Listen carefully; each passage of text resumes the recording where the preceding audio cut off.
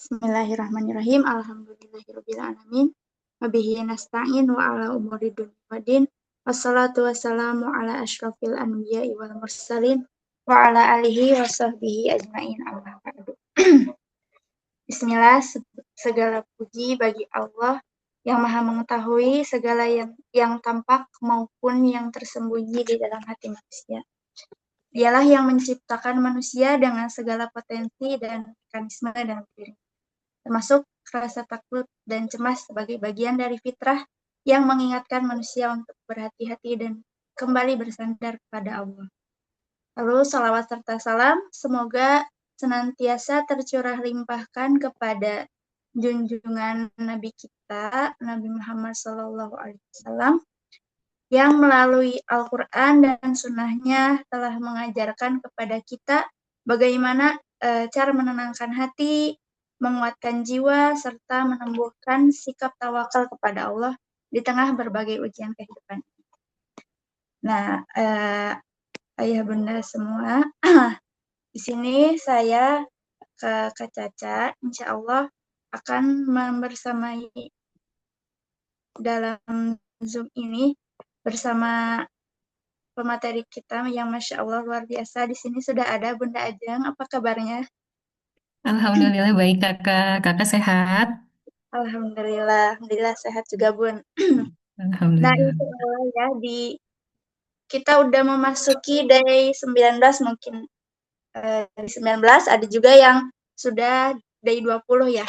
Nah, di day 19 ini insya Allah kita akan mengupas di kajian pagi ini materi yang lumayan berbeda ya. Ini sangat relate ya dengan kondisi dunia saat ini ya Bun ya. Iya Mungkin betul.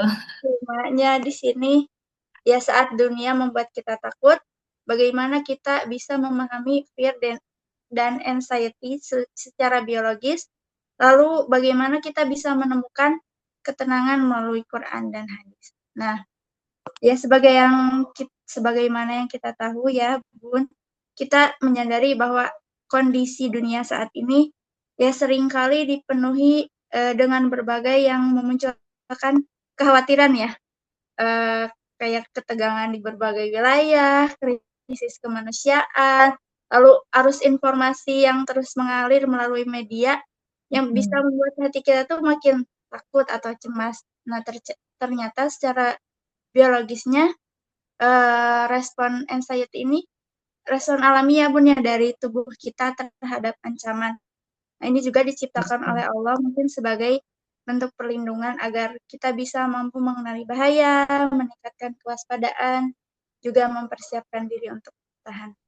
Nah, mungkin di sini eh, Bunda Ajeng akan mengupas bagaimana mekanisme tersebut bekerja ya secara sisi biologisnya sekaligus menggali panduan dari Al-Quran dan Sunnahnya.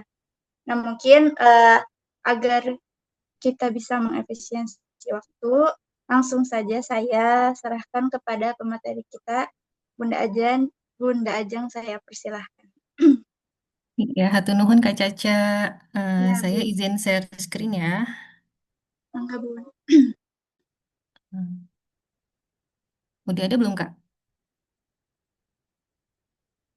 Udah ada, Bun.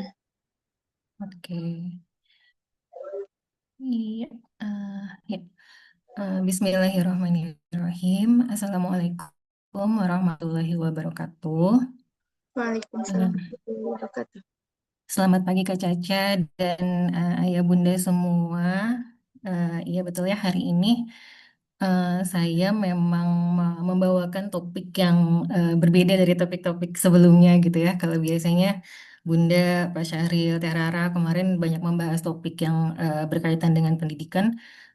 Kalau saya sendiri, kenapa akhirnya mengambil topik ini? Betul seperti kata Kak Caca tadi bilang gitu, bahwa eh, saat ini tuh kita sedang dibombardir dengan berbagai arus informasi yang luar biasa gitu ya, yang kadang-kadang kita sendiri juga nggak tahu ini tuh betul atau enggak, tapi info yang nyampe ke kita tuh bikin kita nggak nyaman gitu.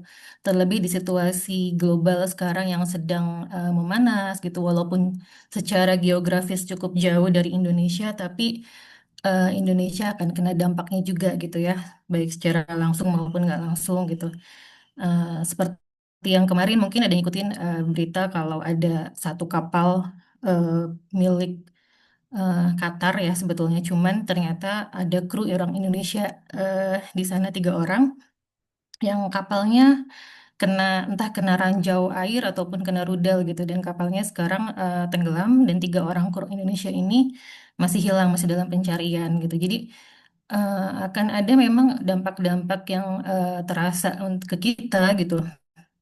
Kemudian belum lagi ini ya, eh, qadarullah gitu, pejabat-pejabat publik kita juga seringkali bukannya memberikan rasa tenang gitu dengan pernyataannya di media, tapi malah memberikan kita rasa yang makin, hah gimana? BBM cuma cukup buat 20 hari misalnya gitu kan. Walaupun kemudian direvisi lagi, tapi itu kan menimbulkan apa ya, letupan-letupan gitu di hati kita gitu. Makanya saya kepikiran untuk ya udah kenapa nggak coba ngobrolin tentang masalah takut dan sedikit tentang anxiety nanti gitu. Karena relate banget seperti yang Kak Caca bilang gitu ya. Nah, terus eh, sebenarnya rasa takut ini apa sih gitu? Betul seperti yang tadi yang Kak Caca sudah sampaikan bahwa ini adalah satu fitrah yang Allah berikan kepada kita gitu sebagai respon natural terhadap satu ancaman atau bahaya. Dan ini merupakan mekanisme pertahanan diri yang primitif gitu. Di mana kalau kita nggak punya mekanisme pertahanan diri ini, kita nggak akan bisa mempertahankan diri kita gitu untuk situasi-situasi yang membahayakan.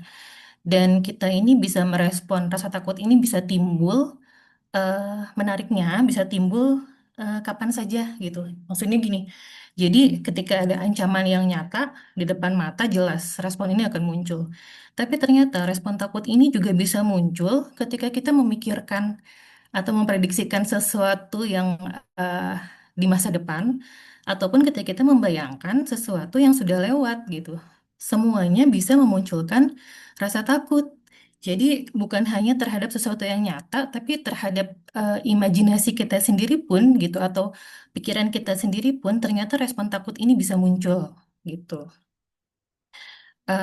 Kenapa itu bisa terjadi? Nanti habis ini kita akan bahas sedikit. Dan ini adalah tanda dan apa ya, gejala yang bisa dirasakan oleh kita ketika mengalami rasa takut. Sebetulnya gejala ini bisa bervariasi banget gitu. Setiap orang bisa mengalami hal yang berbeda-beda responnya terhadap rasa takut. Tapi ini adalah bentuk-bentuk yang paling umum terjadi. Biasanya kita akan merasa eh, apa deg-degan gitu ya, heart rate-nya akan naik, kemudian nafas kita jadi pendek atau dadanya biasanya kerasa berat, nafasnya kerasa berat, ada sesek. Kadang-kadang di some extent orang-orang ada yang sampai sesak nafas, benar-benar nggak bisa nafas gitu. Kemudian bisa keringat berlebihan, terus bisa juga merasa nggak bisa ngontrol badan sendiri, terus menggigil, mual, dan juga yang paling sering kerasa adalah pikiran kita tuh jadi berputar-putar kayak benang kusut gitu. Eh, dari mikirin A, nyambung ke B, nyambung ke C, nyambung ke D, nyambung ke E, terus gitu pikiran kita tuh. Jadi rasanya capek banget gitu. Ini hal-hal yang umum terjadi. Eh, dan ini bisa bervariasi tadi ya, bisa bervariasi dari satu orang ke orang yang lain, beda-beda gitu. Kalau saya sendiri biasanya kalau lagi takut, apalagi ditambah dengan cemas, dengan nervous gitu, biasanya yang keluar adalah batuk malah kalau saya. Batuk dan ada sedikit mual-mual gitu. Nah itu akan berbeda-beda respon terhadap setiap orang ya dari rasa takut ini.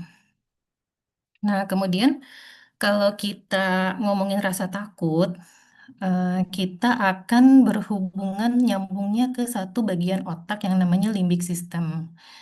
Limbik system ini adanya di otak tengah di temporal lobe, dan dia ini sebetulnya tersusun dari banyak eh, organ, tapi ini ada 4 organ utama yang membangun limbik system. Yang pertama ada amigdala, ini yang kecil di sini, dia yang bertanggung jawab untuk masalah emosi.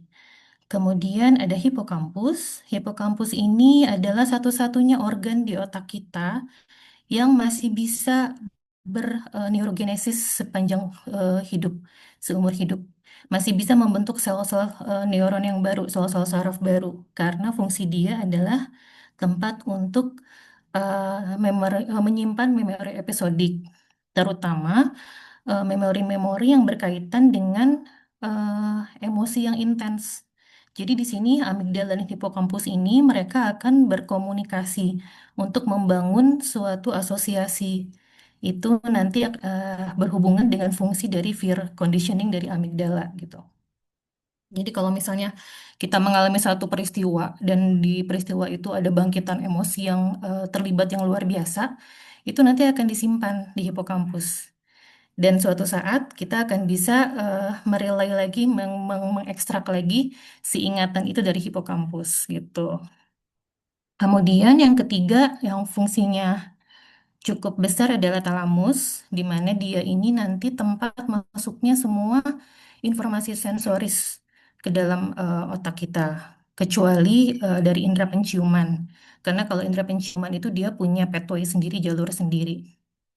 Jadi semua indera dari penglihatan, pendengaran, indera taktil, propriosepsi, semuanya dia akan direlay dulu ke talamus sebelum nanti dia akan menyampaikan ke korteks dan letak apa organ yang terkait yang bertanggung jawab untuk masing-masing input sensori tersebut. Kemudian yang terakhir ada hipotalamus. Kalau dia ini nanti hubungannya dengan homeostasis sistem endokrin gitu. Nanti kalau ada satu apa namanya ancaman gitu, ada satu yang sesuatu hal yang mengancam nyawa, sistem respon stres dari hormon-hormon itu akan dihasilkan oleh hipotalamus. Nah, kemudian fungsi dari amigdala kita akan persempit lagi. Di sini cuma mau ngomongin fungsi dari amigdala gitu ya. Yang pertama tentu untuk mendeteksi ketika adanya suatu ancaman. Misalnya kalau di sini eh, ketika misalnya ada laba-laba besar, sebutlah tarantula gitu ya, ada di lengan kita gitu. Terus tarantula ini kan akan jadi input sensori melalui mata gitu. Kita ngelihat, oh ada laba-laba besar gitu kan, ada tarantula bahaya nih gitu, takut digigit beracun, kita tahu dia beracun. Kemudian input dari sensori ini, dari visual ini, gelombang cahayanya akan ditangkap oleh retina di mata kita. Kemudian di retina ini nanti dia akan diubah bentuk energinya dari gelombang cahaya menjadi impuls listrik. Ini akan terjadi pada semua proses sensori gitu, di mana semua informasi yang masuk itu akan ditransduksi, diubah bentuknya menjadi impuls listrik. Karena otak kita ini berkomunikasi melalui impuls listrik. Kemudian dari kemudian si impuls listrik tadi akan disampaikan oleh optic nerve, oleh saraf optik itu ke talamus dulu nih, gitu. Karena semuanya kan akan sensor itu harus masuk talamus dulu. Nah, dari talamus dia akan ada dua jalur. Yang pertama, jalur yang pendek yang langsung itu ke amigdala, di mana dia akan membangkitkan early warning system di amigdala bahwa oh bangun-bangun nih, ada bahaya, harus bergerak kita, gitu kan.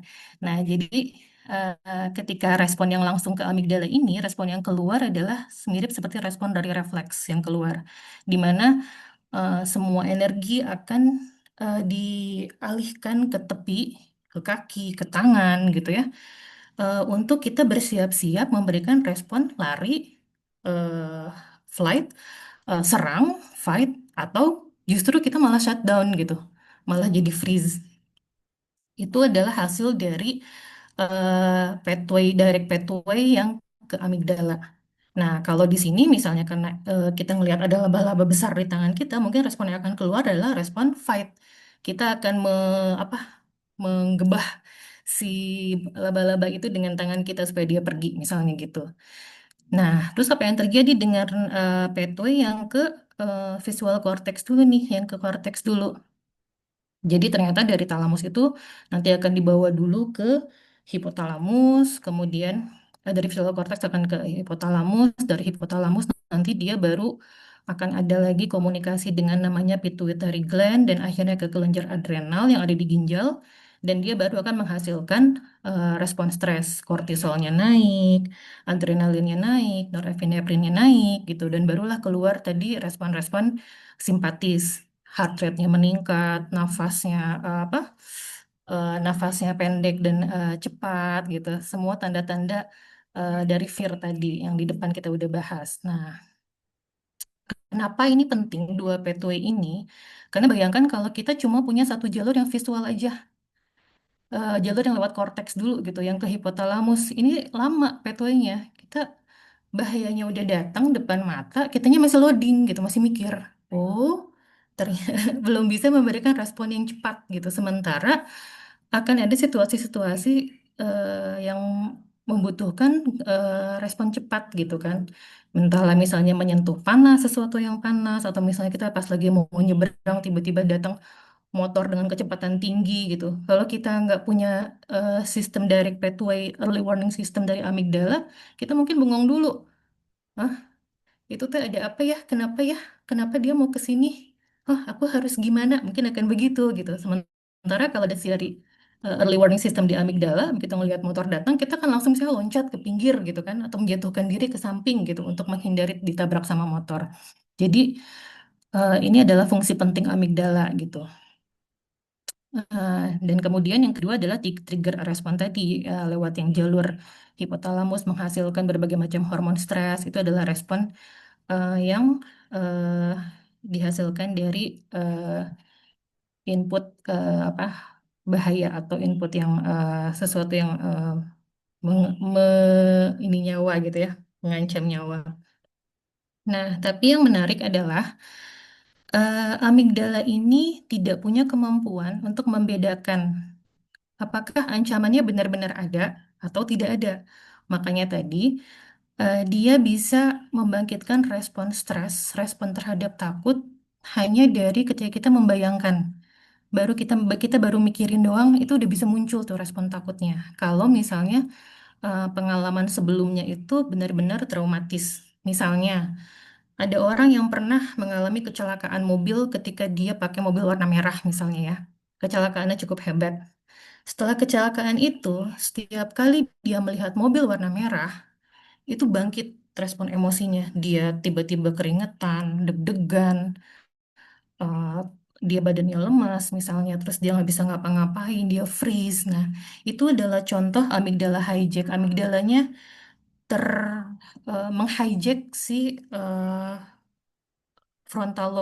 lobus frontal, prefrontal cortex yang ada di otak gitu. Padahal kan semestinya yang idealnya segala sesuatu yang kita lakukan, segala keputusan yang kita ambil, semuanya itu dikontrol dari otak depan, prefrontal cortex gitu. Otak depan ini kan berfungsi untuk higher function thinking gitu ya.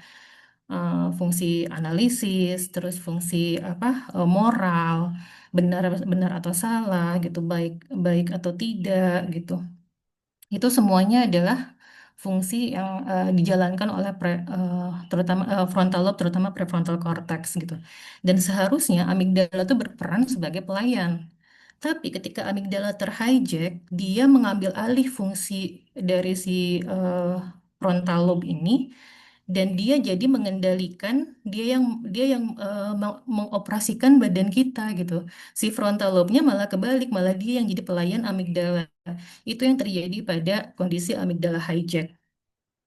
Makanya kalau misalnya kita melihat orang cuma karena hal sepele dia bisa sampai membunuh orang gitu ya misalnya, itu berarti eh, yang mengambil alih atas kondisi atas kontrol tubuhnya adalah si amigdalanya gitu.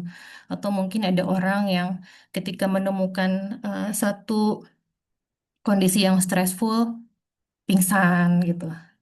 Ada ini sedikit pingsan. Itu juga bentuk freeze dari amigdala hijack gitu. Nah, yang kondisi di mana amigdala ini tidak bisa membedakan antara ancaman yang nyata atau tidak, itu bisa juga eh, digunakan untuk fear conditioning. Jadi ada satu penelitiannya tuh gini. Jadi ada tikus di lab. Dia itu awalnya dikasih stimulus unconditioned stimulus berupa impulse shock listrik yang sedikit gitu. Sedikit tapi cukup bikin mereka kaget. Dikasih shock listrik, kemudian setelah itu respon yang muncul kan respon takutnya keluar dari si tikus-tikus ini. Kemudian mereka dikasih stimulus berupa bunyi lonceng. Bunyi lonceng yang kemudian diikuti oleh eh, si shock listrik tadi. Jadi setiap lonceng dibunyiin dikasih shock listrik. Lonceng dibunyiin lagi dikasih shock listrik. Ternyata setelah sekian kali perlakuan itu dikasih, respon eh, respon takutnya itu muncul bahkan hanya ketika belnya dibunyikan gitu. Walaupun dia nggak dikasih si shock listrik lagi, tapi ketika dia mendengar bunyi bel, respon eh, takutnya itu udah keluar gitu, karena dia membuat asosiasi. Asosiasi ini dibuat antara antara amigdala dengan hipokampus tadi gitu. Jadi ketika dia mendengar suara bel itu udah otomatis respon yang muncul adalah, oh ini adalah tanda bahaya. Akan terjadi sesuatu yang tidak menyenangkan, tidak mengenakan buat saya. Sehingga respon takutnya, respon cemas, respon takutnya keluar gitu. Ini yang terjadi pada amigdala hijack dan fear conditioning gitu.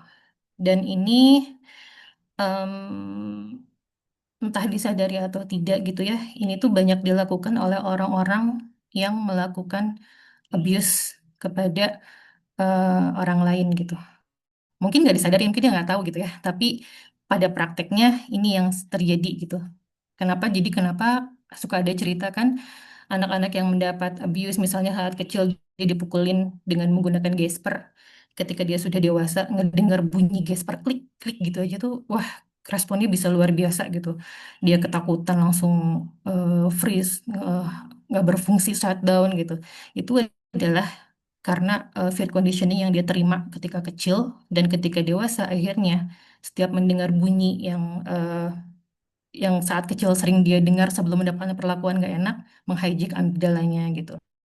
Nah, yang keempat ternyata amigdala tidak hanya eh, ini untuk yang negatif emotion saja, tapi di positive emotion pun dia berpengaruh hanya untuk peristiwa-peristiwa yang benar-benar happy-nya tuh luar biasa gitu. Misalnya kayak kalau seseorang dapat award gitu, dapat Oscar misalnya atau dapat Grammy, nah itu dia akan ada peran amigdala untuk mengamplifikasi emosinya di situ gitu. Kemudian, nah terus bagaimana pandangan Islam terhadap rasa takut atau khauf ini gitu ya. Yang pertama, di surah Al-Baqarah ayat 155, Allah tuh sudah menyebutkan bahwa memang kita mah akan selalu diuji oleh rasa takut gitu. Rasa takut oleh kelaparan, kemiskinan gitu dan sebagainya. Tapi di sini Masya Allah gitu ya, Allah juga memberikan solusinya. Di mana Allah akan memberikan kabar gembira gitu bagi orang-orang yang menjalaninya dengan sabar.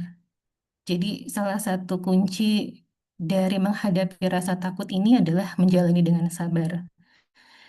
Kemudian di surah At-Taubah ayat 40 gitu. Ini ketika Rasulullah SAW bersama Abu Bakar sedang hijrah dari Mekah ke Madinah.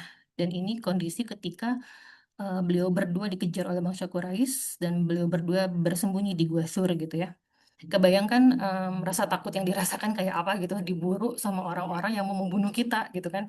Jadi kan benar-benar real gitu rasa takutnya gitu, setakut itu. Dan Masya Allah, ternyata Allah itu mengaknowledge gitu kan. Allah bilang, do not worry.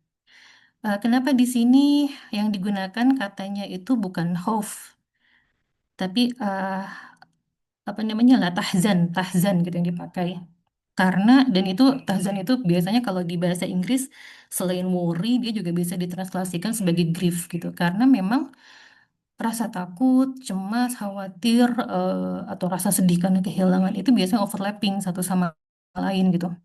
Makanya kadang-kadang redaksi yang digunakan itu bukan hanya khauf tapi juga tahzan gitu. Dan di sini polanya Masya Allah gitu. Allah tuh acknowledge dulu bahwa ya nggak apa-apa, kamu takut, boleh gitu. Takut itu sesuatu yang normal, sesuatu yang wajar dan it make us human gitu kan. Itu fitrahnya kita untuk merasa takut gitu. Tapi setelah itu Allah kemudian mendirect bahwa Allah is certainly with us. Allah itu bersama kita gitu. Jadi di sini polanya, eh, kalau yang saya polanya itu adalah Allah meng-acknowledge, tapi setelah itu Allah mendirect gitu. Allah memberikan rasa tenang dengan ingat loh, Allah tuh selalu ada bersama bersama kamu, bersama kita gitu. Itu di surah At-Taubah. Kemudian di surah Ali Imran ayat 175 gitu. Di sini juga Allah bilang bahwa jangan takut kepada mereka gitu. Takutlah kepadaku. Di sini juga sama, Allah meng-acknowledge lagi perasaan takut itu, tapi kemudian mendirect lagi. Kepada siapa sih rasa takut itu seharusnya kita tujukan gitu. Takutlah hanya kepada Allah gitu. Gitu. Jadi polanya dari dua ayat ini begitu ya, eh, di acknowledge, tapi habis itu di direct gitu. Harus kemana kita mengarahkan rasa takut kita.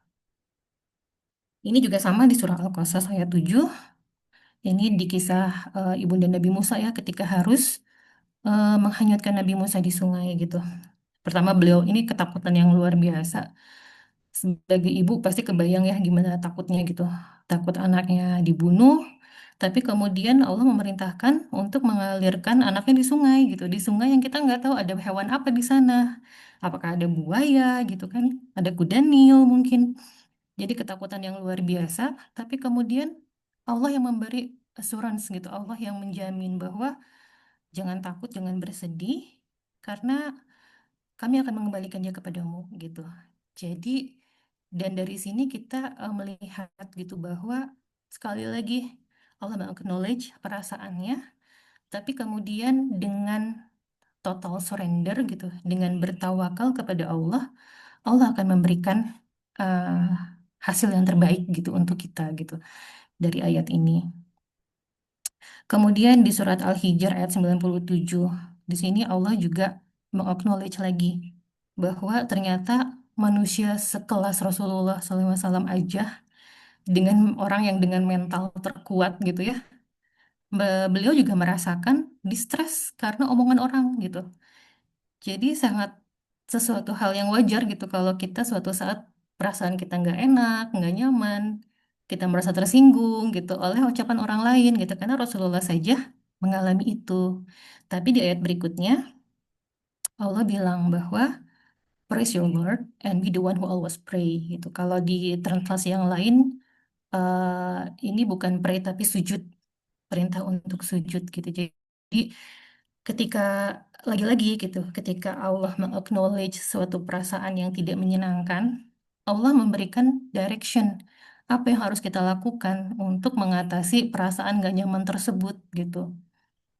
Dan semua ini akhirnya mengarah pada satu ayat, yaitu di surat Ar-Ra'd ayat 28, bahwa kalau hati kita itu hanya akan mendapatkan ketenangan dalam kondisi apapun hanya ketika kita mengingat Allah gitu. Jadi dalam Quran tuh directionnya udah jelas banget gitu ya.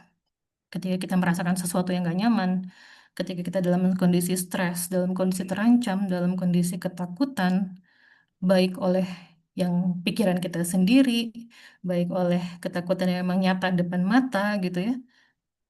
Jawabannya cuma satu gitu, mengembalikan lagi kepada Allah gitu. Ini eh, pentingnya kita mentadaburi Quran ya, seperti yang Ustadz Giri kemarin-kemarin sampaikan gitu bahwa Quran itu memang guidance, cuman apakah kita mau menjadikan Quran sebagai guidance atau tidak gitu.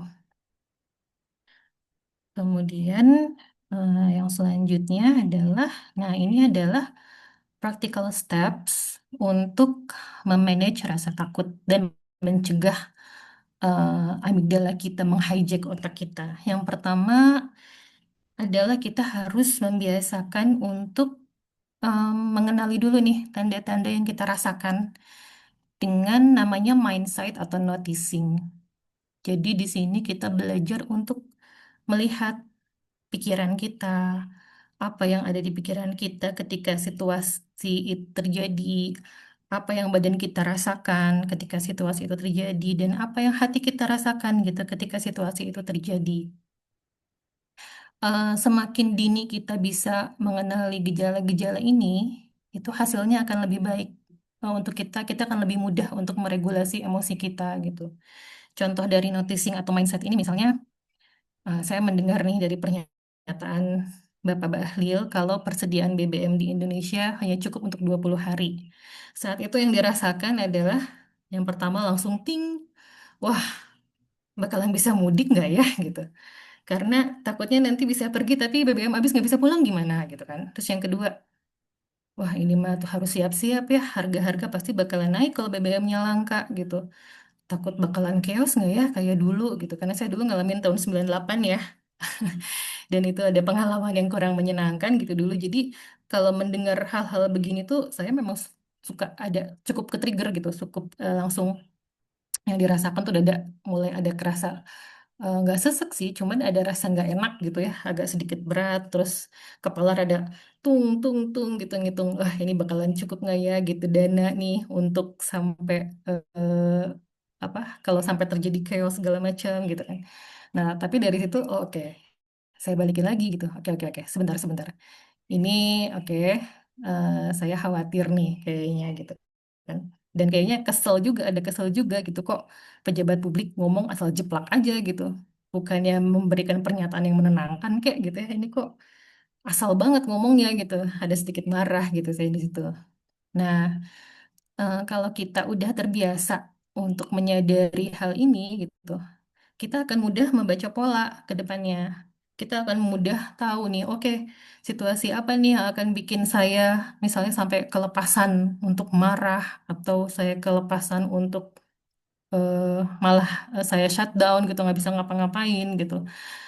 Situasi apa yang suka bikin saya gelisah dan nggak tenang, nggak nyaman.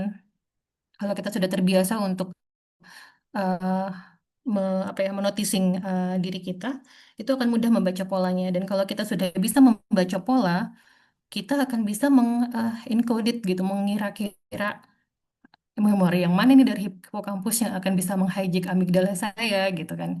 Dan sebelum itu terjadi, kita sudah bisa mempersiapkan diri dengan melibatkan prefrontal cortex kita gitu untuk kita tahu nih kita akan menghadapi situasi yang akan triggering amigdala kita. Kita bisa melakukan persiapan apa aja nih supaya amigdalanya nggak terhijack gitu.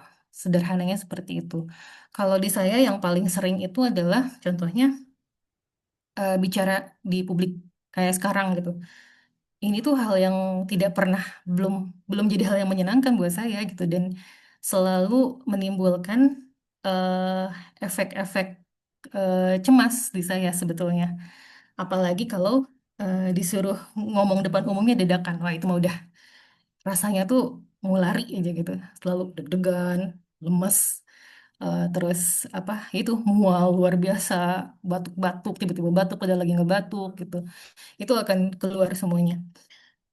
Kemudian yang saya lakukan yaitu ternyata yang pertama kalau ada masih ada waktu yang cukup latihan gitu itu membantu. Itu kan saya melibatkan itu kan berarti saya memitigasi, saya melibatkan prefrontal cortex saya gitu untuk oke gimana caranya nih biar nanti kamu harus ngomong tapi ngomongnya bisa bisa oke lah gitu, nggak sambil mual-mual ngomongnya gitu kan. Eh, jadi saya bisa memitigasi. Oke, pertama saya harus belajar yang benar, mengumpulkan informasi yang cukup gitu. Terus habis itu saya latihan dulu sehingga saat ngomong bisa oke lah gitu. Itu kalau kita sudah paham pola yang terjadi pada diri kita akan bisa melakukan mitigasi-mitigasi seperti itu untuk mencegah terjadi amigdala hijack tadi. Kemudian yang kedua adalah reframing. Ini saya dapat dari Maristan. Maristan itu punya Dr. Rania Awad.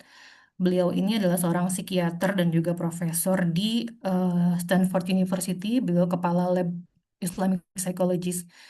Di channel YouTube-nya Maristan di Ramadan ini mereka membahas tentang heal to feel. Salah, feel to heal gitu. Jadi mereka membedah berbagai macam perasaan, emosi untuk dan kemudian gimana caranya untuk kita bisa overcome emosi-emosi tersebut. Dan ini ada satu em, reframe yang masya Allah banget buat saya gitu ya. Ketika kita mengalami sesuatu hal yang nggak enak, perasaan tidak nyaman dan semua yang serba nggak enak banget ini, sebetulnya itu adalah suatu undangan langsung dari Allah gitu, direct invitation dari Allah. Allah ingin kita balik balik kepada Allah dan menempatkan eh, totalitas kepercayaan kita sama Allah aja gitu. Ini dan menurut saya ini salah satu apa ya bentuk reframe yang powerful banget gitu. Kalau kita ketika kita mengalami sesuatu yang nggak enak, kita bisa langsung inget, oh ini adalah undangan dari Allah. Allah tuh lagi sayang, Allah tuh lagi menyapa, menyapa saya nih gitu. Kamu udah lama nih nggak curhat, kamu udah lama nih nggak ngobrol sama aku. Ayo gitu, sini balik lagi sama aku gitu. Menurut saya ini akan jadi satu apa ya hal yang memberdayakan sekali gitu buat saya pribadi terutama gitu ketika menyadari oh iya ya kalau kita mikir sesuatu yang nggak enak itu sebagai undangan VIP dari Allah, wah masya Allah banget gitu kan akan memberikan kita paradigma yang berbeda, mindset yang berbeda gitu. Ditambah lagi kalau kita menyadari betul bahwa Allah itu akan selalu bersama kita, Allah selalu melihat kita, dan Allah bisa melihat sesuatu yang nggak bisa kita lihat. Karena Allah adalah sebaik-baiknya pembuat rencana gitu kan. Kita bisa sekarang gitu, kita nggak tahu ini ke depannya bakalan gimana sih. Kita paling hanya bisa berasumsi dan membuat prediksi. Tapi eh, kalau kita berputar di situ, itu hanya akan menimbulkan kecemasan kan di kita gitu. Balikin lagi, tarik lagi selalu gitu. Oh iya, pasti nanti akan ada hikmahnya nih dari segala kejadian huru-hara di dunia ini yang kita belum tahu apa gitu. Tapi pasti eh, ad- hal yang akan terjadi itu adalah sesuatu yang terbaik dari Allah gitu. Kemudian setelah itu kita redirecting lagi ketakutan kita dari kepada makhluk atau pikiran kita sendiri, balikin lagi, tarik lagi ketakutannya arahkan kepada Allah dengan zikir.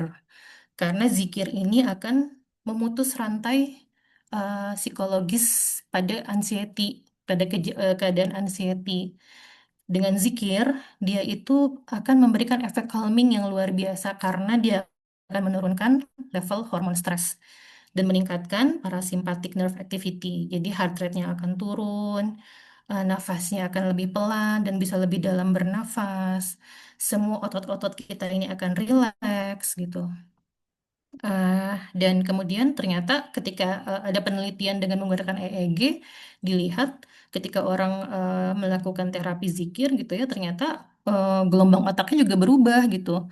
Gelombang otak alfa, delta, dan theta cenderung meningkat, sedangkan gelombang beta cenderung menurun.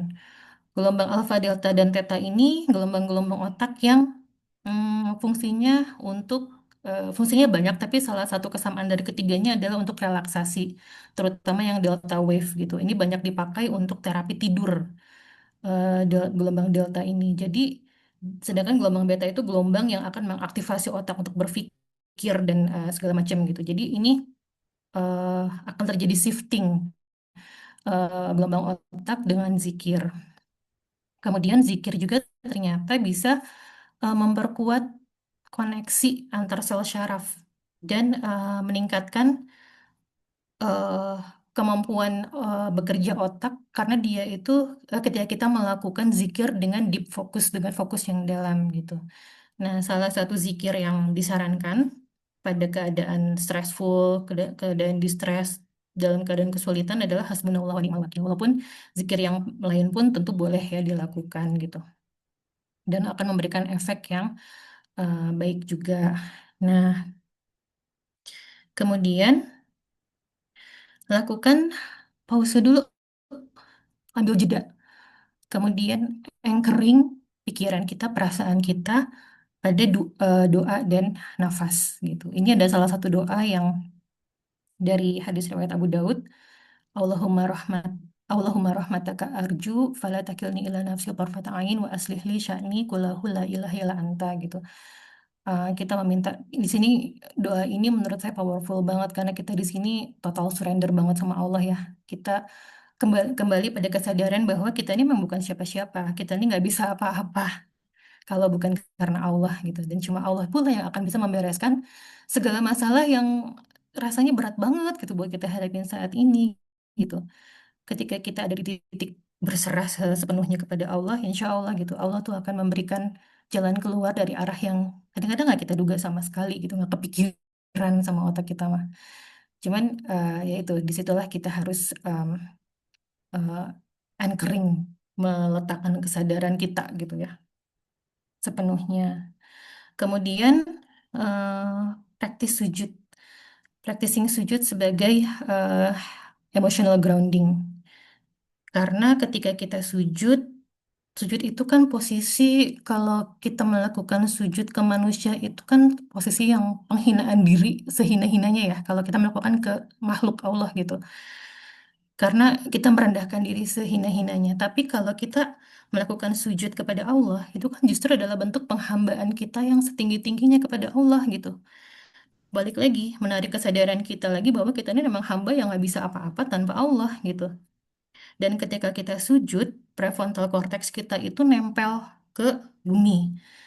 Dan di situ ketika di posisi sujud, eh, jantung kita ini akan bekerja dengan maksimal, bisa memaksimalkan aliran darah ke otak karena dia tidak harus melawan gravitasi. Beda dengan kalau ketika kita duduk, ketika kita berdiri gitu kan. Mungkin akan ada bagian-bagian otak yang hanya dapat suplai darahnya itu sedikit gitu. Karena harus menahan apa melawan gravitasi tadi. Tapi ketika kita bersujud, itu semua bagian otak terutama prefrontal cortex dan lobus frontal itu akan dapat aliran darah yang sangat cukup, yang kayak oksigen dan kayak nutrisi gitu. Kemudian sujud juga akan meregulasi autonomous nervous system, lagi sama efeknya. Ada calming effect, dia akan menurunkan simpatis dan meningkatkan parasimpatis. Ada efek relaksasi di situ dan pada akhirnya juga dia akan mereduksi stres hormon. Tapi semua ini adalah eh, yang harus kita lakukan di daily basis gitu, harus kita latih karena semua ini adalah skill yang harus dilatih di kondisi yang normal dulu ketika nggak ada apa-apa, kita latihan gitu rutin sehingga ketika nanti kita menemukan suatu situasi yang jeder banget, kita udah bisa ngambil nih modalitas kita. Oke, reframing dulu, ingat lagi ini undangan dari Allah lah. Habis itu, oke, aku mau tarik nafas dulu sambil zikir gitu. Aku mau jeda sambil zikir. Oke, masih nggak enak. Aku mau bersujud dulu gitu. Untuk bisa sampai ke situ butuh latihan karena ini adalah bentuk-bentuk pengelolaan emosi sebetulnya gitu kan. Dan yang namanya mengelola emosi itu adalah skill yang harus dilatih pada kondisi sehari-hari dulu gitu. Kemudian kita juga bisa latihan dengan mindful teknik di aktivitas sehari-hari. Misalnya lagi cuci piring. Biasanya kan kalau kita cuci piring pasti badannya di situ, pikirannya mah mikirin A, B, C, D, E gitu. Atau kadang-kadang malah sambil dengerin podcast lah, apalah gitu ya. Sambil nonton gitu. Coba mulai sekarang pilih satu aktivitas untuk kita benar-benar melatih eh, pikiran kita di situ. Misalnya saat cuci piring, kita fokus ke, oh airnya sekarang mah dingin pisan ya gitu. Terus ke kulit aku jadi gampang banget keriputan ini jari-jari gitu. Terus kita ambil sponsnya. Wah, ternyata sponsnya ada yang halus sama ada yang kasar. Pakai yang mana ya gitu misalnya. Terus kita kasih sabun. Oh, jadi licin ya kalau udah kasih sabun piringnya. Kemudian kita cuci. Oh, sekarang udah kesat nih, udah bagus, udah bersih piringnya gitu. Itu. Jadi kita coba membawa pikiran, badan, dan perasaan kita ke titik saat itu gitu. Ketika kita sedang melakukan aktivitas itu. Karena ketika kita bisa mengalign antara tubuh, pikiran, perasaan, itu kita akan lebih mudah untuk meregulasi emosi kita. Dan itu sebetulnya ketika semua bisa align, itu adalah titik bahagia kita sebetulnya gitu. Kita akan bisa melihat, merasakan hal-hal kecil yang sebelumnya kita lewatkan gitu. Kita akan bisa lebih sensitif terhadap hal-hal yang sebelumnya kita nggak nyadar gitu. Dan yang paling penting, kalau kita sudah terbiasa untuk bisa fokus dan mindful ini, akan lebih mudah buat kita nanti melakukan noticing atau mind sighting tadi gitu. Ketika ada sesuatu yang bikin nggak enak, ketika ada pikiran yang rada nyeleneh gitu, kita akan mudah aware-nya gitu. Oh, kalau aku mikir gitu sih nggak boleh ya Allah, astagfirullahaladzim gitu kan. Atau ketika ada dengar celetukan orang, terus dada kita kok rasanya nggak enak gitu, kita kan bisa aware gitu langsung. kayaknya aku agak tersinggung nih, astagfirullah gitu kan. Astagfirullah gitu. Kita akan lebih bisa meregulasi emosi kita gitu. Nggak akan jadinya nyimpan sampah emosi di dalam badan kita untuk emosi-emosi negatif gitu. Kemudian yang terakhir adalah latih prefrontal cortex kita dengan puasa secara reguler, mendengarkan murotal, tilawah, dan menghafalkan Quran, kemudian tadabur. Pada kondisi kecemasan, adiktif, depresi, dan juga pada obesitas, itu tuh semua keadaan ini tuh menyebabkan terjadi perubahan fungsi otak dan tubuh mendefinisikan eh, terjadi sama seperti terjadi suatu proses inflamasi gitu. Proses ketika kita ada infeksi itu akan terjadi proses inflamasi gitu di badan kita. Nah, ini sama. Walaupun nggak ada infeksi, tapi tubuh kita tuh akan merespon dengan mengeluarkan protein-protein proinflamatori gitu, yang akhirnya menyebabkan berbagai macam eh, keluhan, berbagai macam simptom tadi gitu ya di badan kita. Nah, ternyata dengan puasa kita bisa memodulasi inflamasi dan perubahan fungsi otak tadi. Dikembalikan lagi ke fungsi yang semula karena ketika puasa badan kita akan memproduksi badan keton dan juga akan meningkatkan produksi satu protein yang sangat penting untuk otak kita yaitu namanya BDNF, Brain Derived Neurotrophic Factor. Protein ini berfungsi untuk um, menjaga sel-sel otak, meningkatkan neuroplastisitas, mensupport memori, proses belajar, dan proses kognitif. Jadi, ketika dengan puasa, ini kita sedang melatih higher function thinking kita gitu, si prefrontal cortex kita. Makanya Masya Allah ya, Allah menurunkan syariat puasa Senin Kamis gitu ya, walaupun sunnah ternyata efeknya memang Masya Allah gitu. Luar biasa banget gitu. Kemudian ketika puasa, kita juga menolong otak untuk membersihkan sel-sel yang sudah rusak dan mempromot pertumbuhan sinaps komunikasi antar sel yang baru gitu dengan puasa. Jadinya tentu kalau sinapsnya makin bagus, komunikasi antar sel makin bagus, ya otak juga akan berfungsi dengan makin baik gitu kan. Dan dia juga ternyata memboost produksi serotonin dan dopamin yang responsibel untuk rasa senang, motivasi, dan stabilitas emosi gitu. Jadi ini nih, kalau kita mau mencari dopamin, puasalah gitu ya. Masya Allah. Kemudian mendengarkan tilawah dan memorizing di Quran. Ini sudah ada penelitiannya, memorizing the Quran. Pada penelitiannya itu pada hafiz-hafiz Quran, ternyata level serum protein BDNF-nya tadi itu tinggi, meningkat. Jadi efeknya juga Masya Allah. Kemudian ada positif impact kepada verbal dan visual memory, proses atensi, dan kemudian peningkatan leksikal dan semantik fluensi pada individu-individu. Dan ini saya ambil dari akun Instagramnya Rumah Sakit PON, Pusat Otak Nasional gitu. Di sini kita lihat nih, Masya Allah banget ya, pasien yang dalam keadaan koma ketika diperdengarkan Al-Quran selama 3 hari, Surah Ar-Rahman selama 30 menit, terjadi peningkatan kesadaran dari GCS 5 ke GCS 9, dari yang asalnya posisinya koma ke kesadaran somnolen gitu. Udah mulai sadar tapi masih ngantuk-ngantuk gitu kalau yang somnolen tuh. Hanya dalam waktu 3 hari gitu, Masya Allah. Kemudian ternyata status hemodinamiknya juga membaik pada pasien stroke. Eh, Kemudian terjadi peningkatan kemampuan bicara pada pasien stroke yang membaca Quran. Terus menghafal Quran mempengaruhi kualitas hidup pasien stroke dengan gangguan afasia motorik dan juga memperbaiki durasi tidur pada pasien stroke gitu. Dan ini adalah area-area otak yang bisa terstimulasi dan ini terapi-terapi yang bisa dilakukan untuk pasien-pasien stroke gitu. Jadi bayangkan pasien stroke saja yang terjadi kerusakan otak di sana ketika mendapatkan terapi Al-Quran itu efeknya Masya Allah gitu. Apalagi kepada kita yang dalam keadaan sehat gitu. Jadi sangat disayangkan ya kalau kita tidak memaksimalkan Al-Quran dan tidak menjadikan Al-Quran ini sebagai bukan hanya panduan tapi juga terapi untuk badan kita gitu. Dan yang terakhir adalah tadabbur Quran. Karena tadabbur Quran ini mengharmonisasikan pemahaman intelektual dengan spiritual growth. Jadi terjadi holistic brain development di sini. Kemudian self-reflection, moral reasoning, dan ethical awareness ini berhubungan dengan higher order thinking, seperti critical thinking dan decision making gitu. Akan mempengaruhi cara kita mengambil keputusan, cara kita berpikir gitu. Dari self-reflection dan moral reasoning yang kita dapat dari tadabbur Quran. Kemudian dia juga mengurangi stres, meningkatkan fokus mental, dan memperkuat coping mechanism kita untuk menghadapi stresor gitu.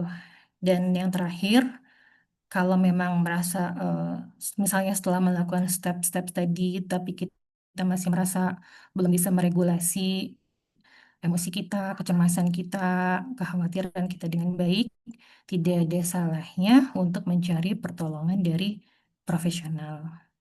Itu. Ya mungkin itu aja Kak Caca hari ini. Oh sebelumnya aku mau gimana sih? Stop sharing dulu deh.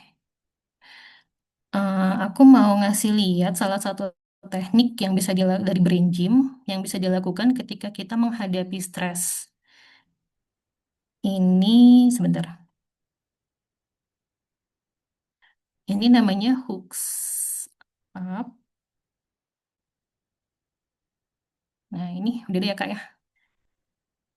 Ini adalah teknik kait relax, gerakan brain gym yang bisa dilakukan untuk menenangkan diri.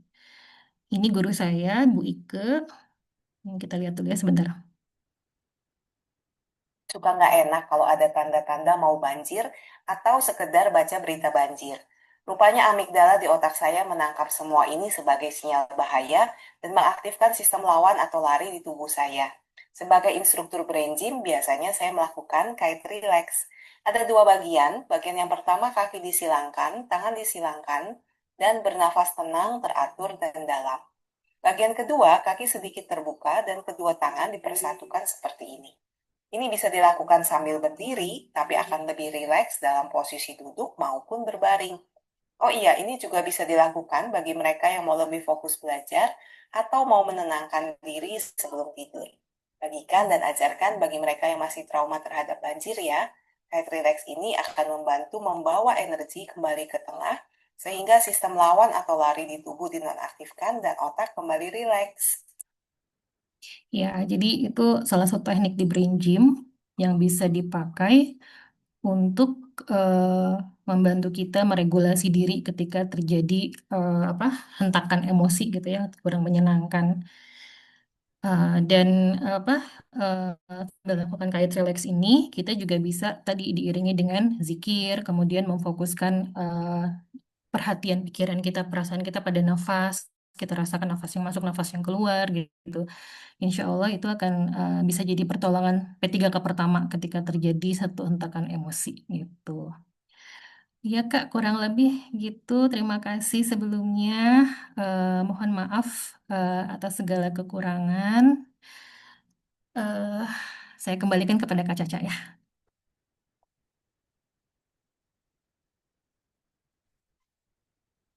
Masya Allah, Alhamdulillah.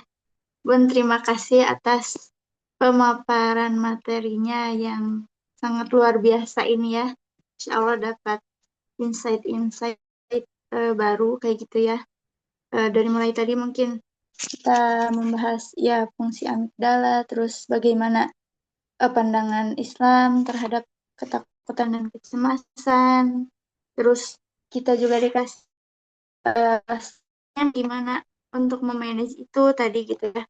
Masya mungkin eh, sekarang barangkali ada yang penasaran gitu ya Bun, ingin menggali lebih dalam gitu. Boleh bisa untuk bertanya ke Bun Ajeng langsung. Di sini ada di chat ada yang bertanya Bun. Eh, saya bacakan ya Bun. Bismillah izin bertanya Kak, katanya apakah renang bisa menjadi salah satu cara untuk merefleksikan diri agar mendapat serotonin dan dopamin. Itu Bun, ada pertanyaan yang masuk di kolom chat. eh Insya Allah bisa gitu ya, tapi tergantung dari cara berenangnya itu sendiri gitu kalau menurut saya. Sebetulnya kan dari olahraga sendiri itu kita memang akan bisa mendapatkan dopamin dan serotonin gitu dari proses olahraga itu sendiri sebetulnya. Tapi jadi memang secara eh, dasarnya uh, proses berenang sendiri akan bisa membuat kita mendapatkan serotonin dan dopamin gitu. Tapi kalau mau lebih gitu, lakukan berenang yang reflektif itu dengan cara benar-benar memusatkan perhatian pikiran kita dan perasaan, dirasakan gitu setiap gerakannya tuh ketika tangan kanan bergerak, kaki bergerak, kemudian ketika kita mengambil nafas, itu tuh semua benar-benar kita rasakan gitu. Pikiran kita disimpan di situ. Itu nanti insya Allah akan bisa mengamplifikasi lagi serotonin dan dopamin yang dihasilkan gitu, Kakak. Jadi bisa sih, insya Allah.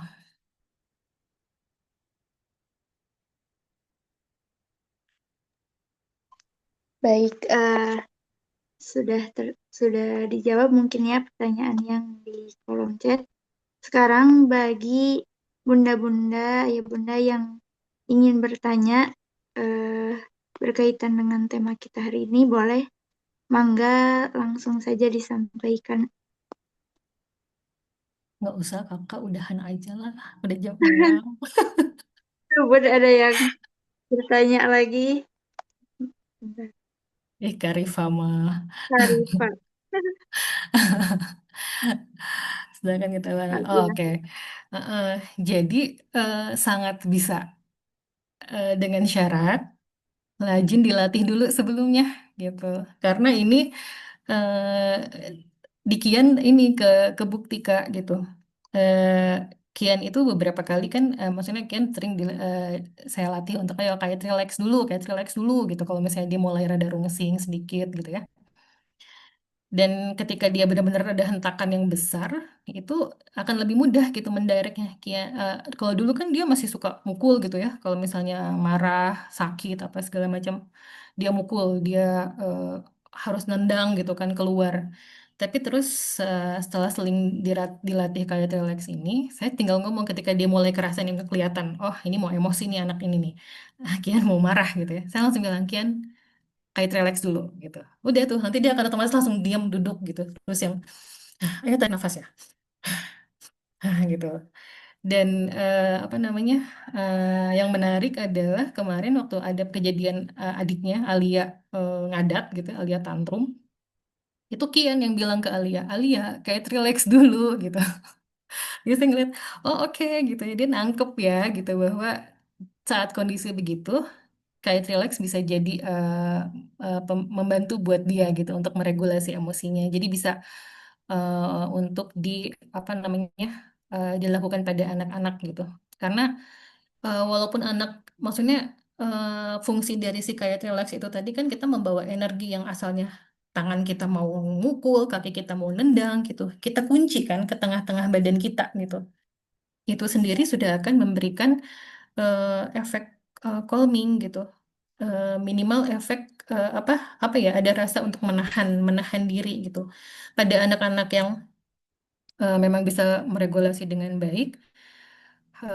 Apa kadang-kadang kalau di awal-awal dulu gitu memang akan agak sulit kalau kita melakukan kayak relax ini pada saat mereka sedang tantrum berat gitu ya, itu akan sangat sulit. Jadi makanya kenapa kita harus nabung dulu nih. Karena sama tadi ya, regulasi emosi itu teknik skill yang harus dilatih. Jadi kita nabung dulu latihannya sebelum tantrumnya kejadian gitu. Jadi ketika nanti tantrum sudah mau menuju tanda-tanda tantrum, kita tinggal recall aja. Ayo kayak relax dulu, itu akan lebih mudah buat anak-anak meregulasi emosinya gitu. Oke.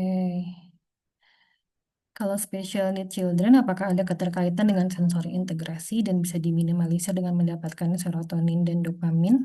Hmm, pasti ya. Karena pada special need children ini kan biasanya ada gangguan sensori integrasi. Eh, Otaknya belum bisa memodulasi eh, input sensori yang masuk gitu ya dengan baik. Apakah mana yang harus diblok, mana yang harus dilanjutkan ke atas gitu, yang harus mendapat perhatian itu biasanya kan terganggu. Kemudian, apakah serotonin dan dopamin ini akan meminimalisir efek dari gangguan pada sensori integrasinya? Em, saya eh, membantu untuk eh, secara langsung mengatasi masalah sensori integrasi kemungkinan tidak bisa secara langsung gitu ya, tapi tetap akan mendapatkan manfaat-manfaat dari serotonin dan dopamin yang dihasilkan minimal minimal moodnya dia akan membaik. Ketika mood dia membaik, ketika kita akan melakukan misalnya let's say latihan-latihan untuk sensori integrasinya itu apa namanya akan bisa berjalan dengan lebih baik gitu. Jadi untuk mengatasi langsung masalah sensor integrasinya mungkin tidak secara langsung, tapi akan ada efek baik yang didapat dari asupan dopamin dan serotonin yang dihasilkan. Makanya kenapa eh, salah satu terapi yang bisa dilakukan pada anak-anak special needs untuk sensori integrasinya kan memang dengan berenang gitu ya. Berenang itu tadi menghasilkan serotonin dan dopamin gitu, dan ini akan membantu memboost mereka untuk bisa berfungsi dengan lebih baik si otaknya. Kemudian juga hiking. Kenapa ketika hiking juga itu juga salah satu terapi yang sangat bagus untuk special needs. Karena itu tadi gitu, dari efek olahraga yang dilakukan, jalan-jalan, dia melihat sesuatu, melihat alam yang bagus gitu, akan menghasilkan serotonin dan dopamin juga yang berefek bagus pada badan dia gitu. Jadi kalau efek secara langsung mungkin eh, direct pathway mungkin enggak, tapi akan membantu proses integrasinya yang terjadi di otak dengan lebih baik lagi gitu ya. Mungkin gitu. Tapi nanti saya coba cari lagi ya, apa apakah ada paper yang sudah menunjukkan dengan apa bahwa serotonin dan dopamin ini proses sensori integrasi akan berlangsung dengan lebih baik gitu. Yakin iya sih gitu. Cuman pathway-nya bagaimana nanti saya cari lagi ya. Gitu.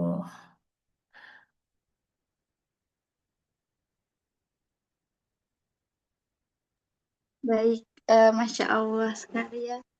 Pertanyaan-pertanyaan yang masuk juga sangat luar biasa.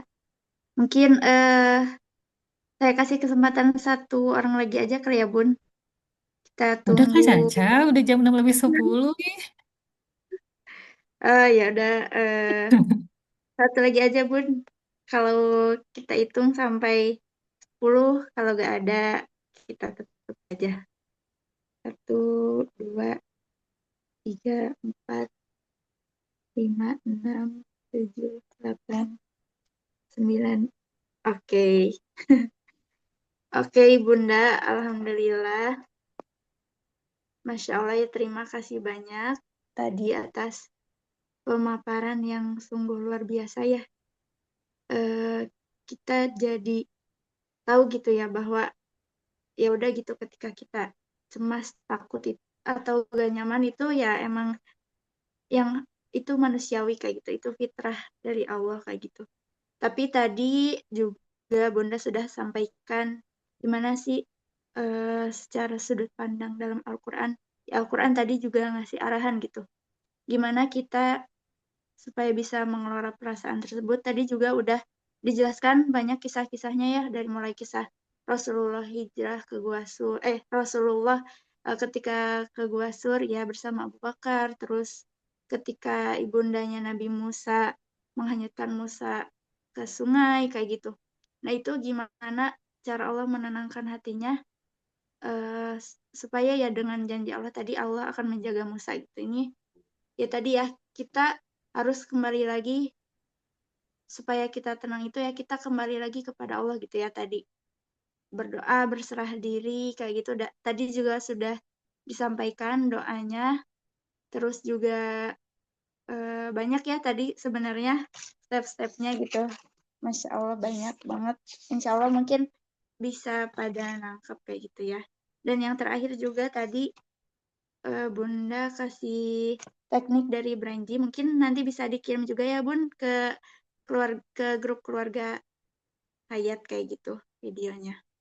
Nah mungkin Alhamdulillah dari kajian tadi semoga apa yang kita dengarkan hari ini tidak hanya berhenti sebagai ilmu gitu ya, tetapi juga menjadi pengingat bagi kita untuk lebih sering kita dalam kondisi apapun kita bisa mengembalikan lagi kepada Allah kayak gitu. Semoga Allah bisa menenangkan hati kita, menguatkan langkah kita, dan bisa menjadikan Al-Quran sebagai penuntun sekaligus penyejuk bagi kehidupan kita.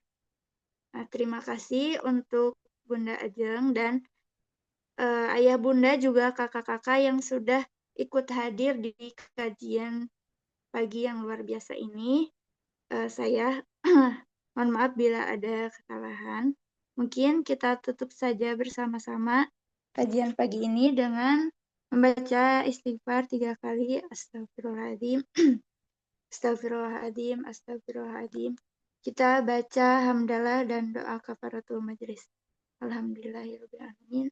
Subhanakallahumma wa bihamdika asyhadu an la ilaha illa anta astaghfiruka. Ya, akhir kata saya ucapkan syukron jazakumullah khair. Wassalamualaikum warahmatullahi wabarakatuh. Waalaikumsalam warahmatullahi wabarakatuh. Satu nuhun kakak.